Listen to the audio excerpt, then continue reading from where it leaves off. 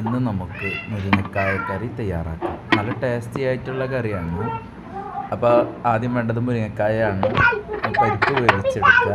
അതിലേക്ക് മുരിങ്ങക്കായും തക്കാളിയും അതുപോലെ ബാക്കിയുള്ള സാധനങ്ങളൊക്കെ ആഡ് ചെയ്യുക. പ്രധാനമായിട്ടും മുരിങ്ങക്കായ, തക്കാളി, പരിപ്പ്, മഞ്ഞൾപ്പൊടി ഇട്ട് കൊടുക്കുക. എന്നിട്ട് അത് വെന്ത് വരുമ്പോൾ തേങ്ങാപ്പാൽ, ഉള്ളി, ജീരകം എന്നിവ അരച്ച് അതിലേക്ക് ഒഴിക്കുക. ഇനി കൂടുതലായിട്ടൊന്നും വേവിക്കരുത് കേട്ടോ. ഒരു തള, ആ തള വന്നു കഴിഞ്ഞാൽ അത് എടുത്ത് മാറ്റി വെക്കുക. എന്നിട്ട് നമ്മൾ ഒരു പാനിലേക്ക് അല്പം വെളിച്ചെണ്ണ ഒഴിക്കുക, കടുകിടുക, മുളകിടുക.